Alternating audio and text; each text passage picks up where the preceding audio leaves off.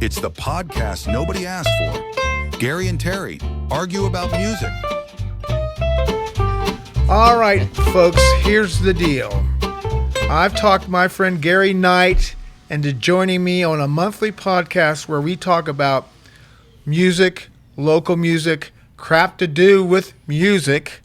And this segment is going to be called Gary and Terry Argue About Music. Not argue. We're going to Discuss. Listen, don't argue with me. We're going to argue about music. And from time to time, we'll bring in special guests where we feature some of them, and hopefully they'll join us and bring a little humor and talent to the table. So, again, this is going to be a monthly thing, and this is the very first one.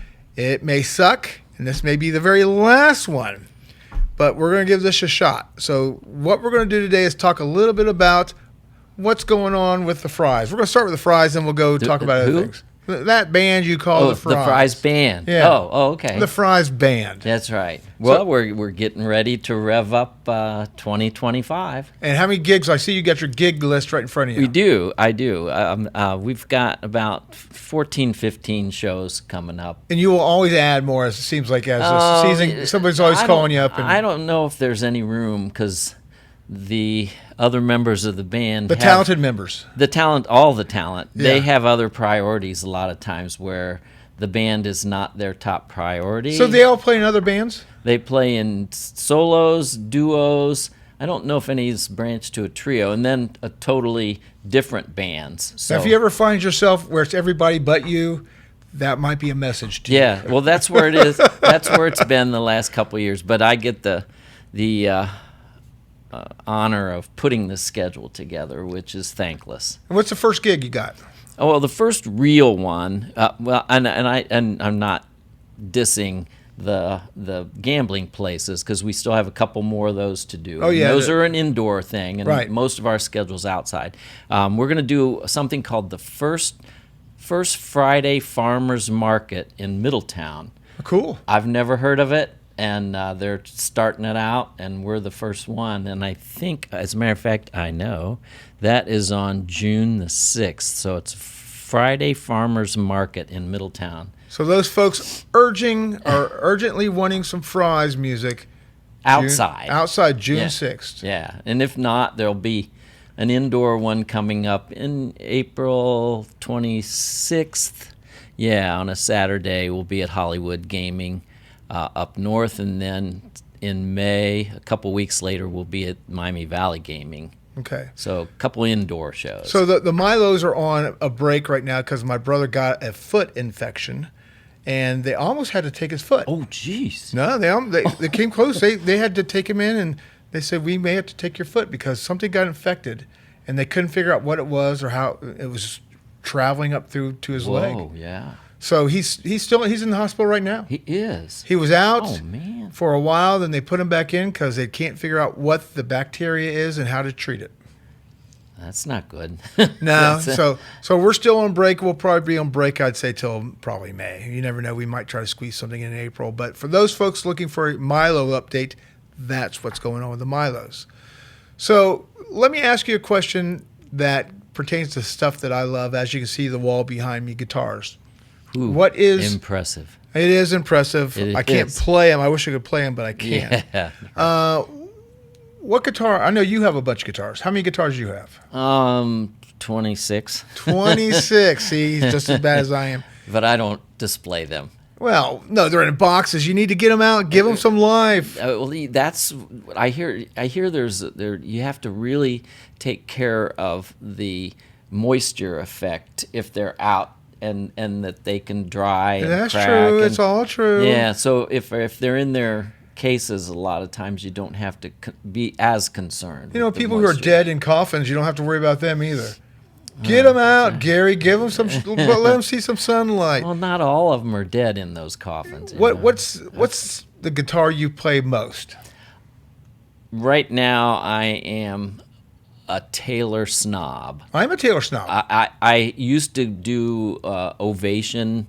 Can't do it because it rolls off. Yeah, the back of an Ovation, if you didn't know, is like it's made from helicopter body parts or something like that. I don't know. We used to just call it the bird bath. Yeah. because it's just curved, and it always had a nice sound. But then I picked up a Taylor, and oh my! And Oh, I've yeah. picked up Gibson acoustic, I've picked up Martin acoustics, and nothing sounded like the Taylor, especially with the electronics that come with it. I agree. The necks, just again, sorry if we're boring you with guitar talk, sorry.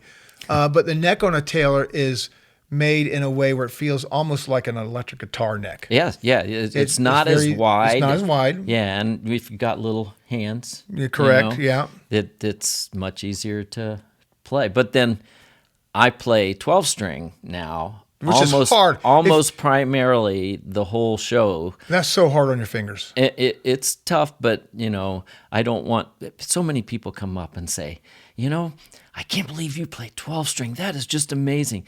It's exactly the same That's exactly as the a same. 6-string. It's just harder to push the strings down. The worst, the only hard part of it is keeping it in tune, because you got God. 6 more strings to tune. Other than that, you don't need to give me credit but it does give a fuller sound to the acoustics that our band's trying to Correct. come across with. So how many Taylors do you think you own? About 7 or 8. Really? Yeah, I have a couple of little minis. Oh, I love the minis. Those are so cool. My last one that I got was Cincinnati Reds, go Reds, and it's all red, and it's got the Cincinnati emblem on it, and they only made X amount of each team in the major leagues, and I thought I got to get a Cincinnati one. And so I need that guitar down it's here, out, Gary. and I play it all the time because I leave it out. If you leave your guitar out, you'll play it. Yeah. If you put them away, you gone. won't play them. That's why I'm telling you, get them out. So you're playing all No, the time. I'm not. Matter of fact, I go once a year and I clean them. and Oh, then that's good. Tune them, and then they go back on the wall. How often do you change strings on your guitar? The ones you play. The ones I play about every 4 months. See, I need to change mine. I'm like once a year Yeah, so on the 12 string. If you don't know, changing your strings is like, you don't realize how dull a guitar can start to sound until you put fresh strings on a guitar, and then all of a sudden it's bright and cheery. You go, my God, Absolutely. listen to that. It's so clean and clear Right. and crisp. Yep, you got it. So you own any electric guitars? Oh, yeah, I've got quite a few of those. What do you got? I've got Gibsons and some Fenders and some Rickenbackers. I got a really cool Rickenbacker John Lennon edition. Black? Yeah, the black one with and it actually I got it with the snakeskin steel strap that he always had. So it's the John Lennon collector's edition one, and it's got his signature on it. That Rickenbacker made a Tom Petty one. A Carl Wilson from the Beach Boys model. What's funny is people, I mean, again, I'm explaining. Susanna Hoffs from the Bangles, she has her own Oh, yeah. edition. But Rickenbackers are a unique sounding guitar. But for those folks who are not guitar players, when you're a kid and you see your hero playing a certain guitar, that gets embedded in you. Yep. You have to find out what that guitar is. Yeah. Get that guitar. Now, it's not going to make you play a bit different. If you sucked before, you're going to suck with that guitar. If you were great before, you're going to be great with that guitar. It's just that you want to own and hold the same thing that John Lennon owned. Absolutely. And I don't know how in those days they kept them in tune, because oh God, the tuners back then. Yeah, that model especially. Well, the Rickenbackers, no offense, Rickenbacker. I love Rickenbacker. I do too, and I've got a Rickenbacker bass that's really nice. But boy, keeping the guitars in tune has always been tough when I did play electric. Back Now, have in you the day. noticed that, and I'm going to throw something out to my friend Moses, who might be listening out there, you never know. Once you start using a guitar tuner, and that's that thing on the guitar you see people watching and adjusting their tuners when they're tuning their guitar. Once you get used to using that, you can't tune by ear anymore. You'll lose that. You're right. But they didn't have those electronic tuners back in those days. And if you really have a good ear, you can hear recorded songs where they should have retuned the guitars. And I think back in those days they would tune to pianos. Right. Is what I've heard.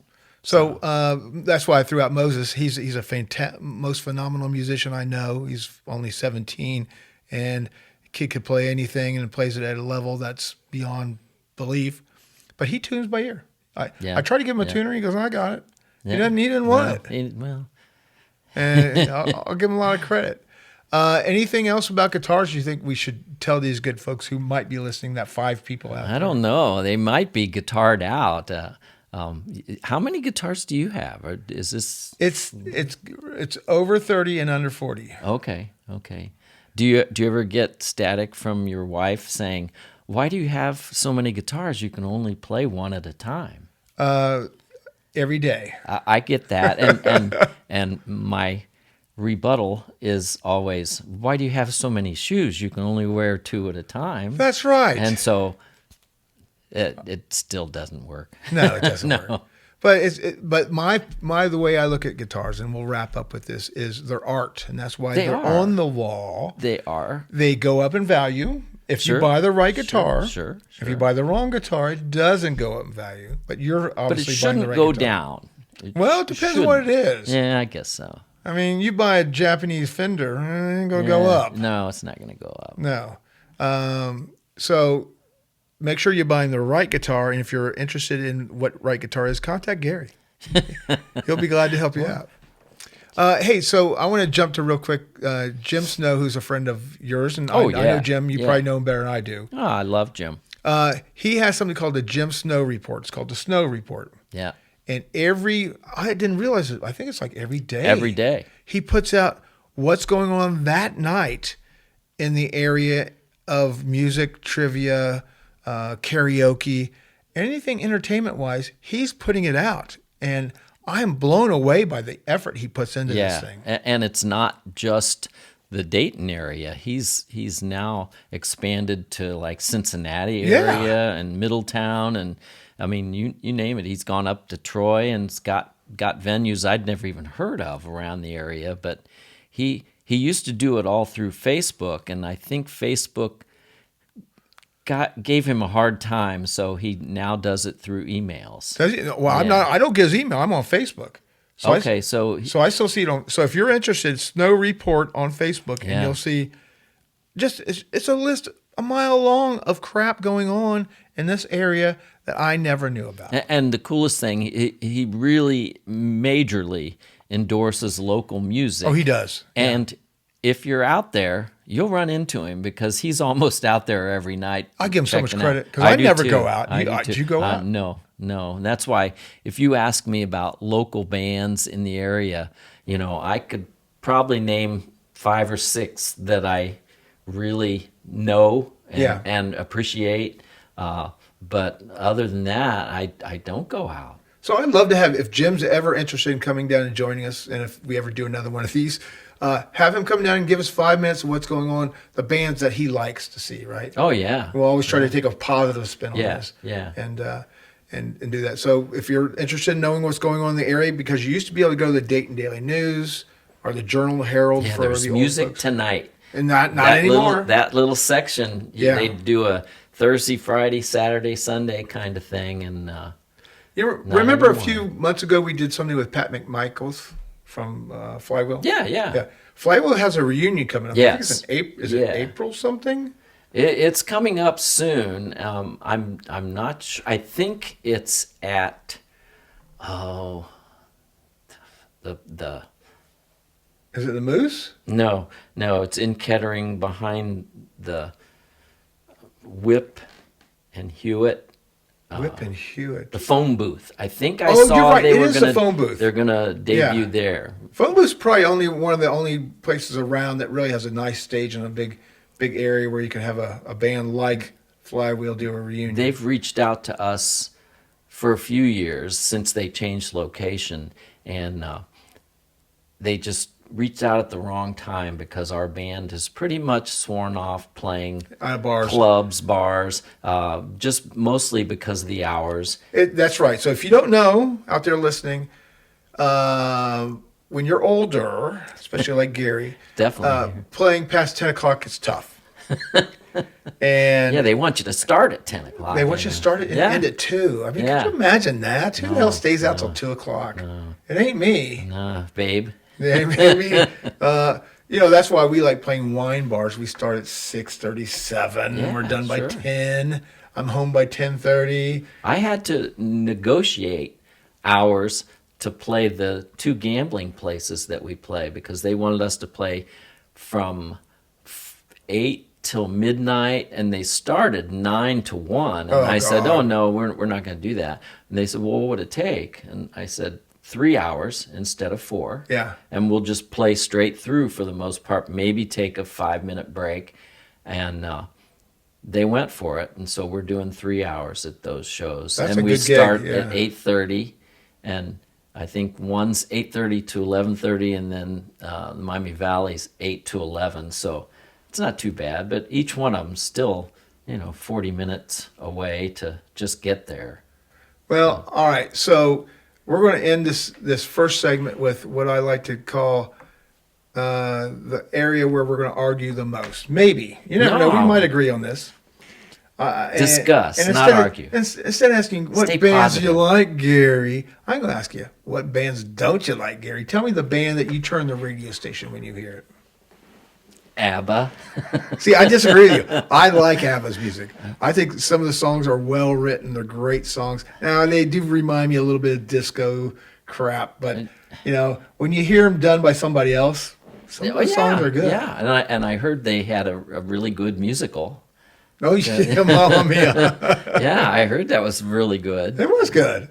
Let's see, who's the do a little dance, make a little love. Oh, Casey. Casey and the Sun. That'd be turned off real fast too. All right, so any disco pretty much would turn me off, but I won't be specific on too many bands. It would just be that disco era. See, to me, music. the one that I think I turn off the most, and this is going to piss off people out there, and I don't care, because, again, it's Gary and Terry argue, so we're arguing. Discussing. I do not like the Grateful Dead. Oh yeah, you will make some. I do not like the enemies Grateful on Dead. that. It's the music's tedious, it's boring, it's repetitive, everything I don't like. It's jam band. It's jamming. And they just jam forever, and I could care less. Do you think that the Dead have ever played the same song the same way? No. 2 nights in a row? Yeah. That's probably what Yeah. keeps them going, because they don't know what they're going to do. As a musician, it would be fun. It would be fun. But as somebody watching it going, come on. Well, there's an End awful this lot out thing. there. And I think they just, what's left of the Grateful Dead are playing the Sphere out there in Las Vegas. And Well, I are just they had, together? just had a friend that saw that Grateful Really? Dead show. Yeah. At the Sphere? Yeah. By the way, if you've never been to the Sphere, it's Sphere, I can't pronounce. It's the coolest thing you'll ever see when you see that movie that's in 18K. Oh, wow. An elephant walks in front of you, and you see little hairs on its leg, and Oh, wow. the seats rumble. It's an experience you'll It never forget. Is it as good as Love? Because the Beatles I've love seen that 4 or 5 times. Oh, and they've torn the Mirage down now. So Yeah. I don't know if they're going to revive that or not. I don't think so. It's one of those paved paradise, put up a parking lot. Yeah, I got a feeling you're right. All right, so for the last segment, we talked about bands we don't like. I say the Grateful Dead and Fish. Sorry for people who like that, but that's just what you're going with anything disco. Yeah, pretty much.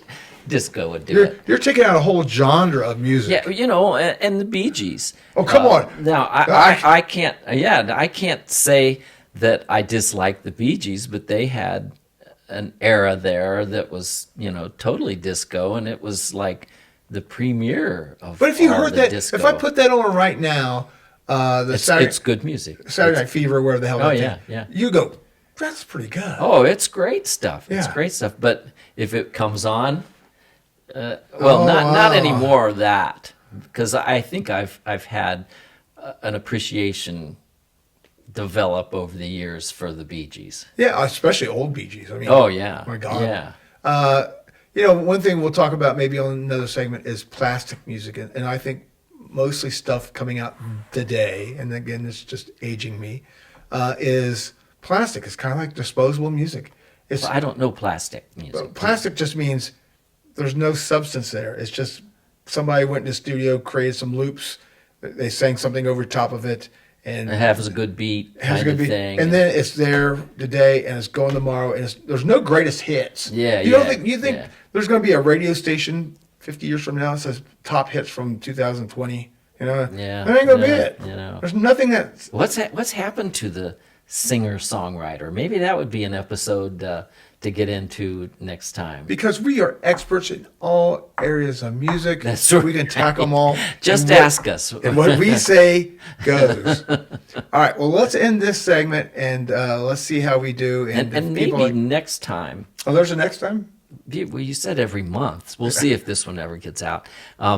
Maybe next time, on a positive note, rather than arguing, we could talk about the bands that we really like in the area locally, or even, big ones like Beatles, Beach Boys, America, Crosby, Stills, and Nash, that kind of stuff. Yeah, That would be positive. Look, I'm here to create controversy. And I want to see you flip over the table like the housewives right. of New Jersey. Well, this is the last segment. All right. Well, folks, thanks for joining us. If you did, we appreciate it. We're going to try to add more content to this and maybe bring in some guests as we go through this process. If you have any questions, contact Gary. That's and right. he is responsible for all intake of all questions. My number is 911. Yeah. All right, Gary, say goodbye. Goodbye, Gary. All right. We'll see you guys all real soon. Thanks.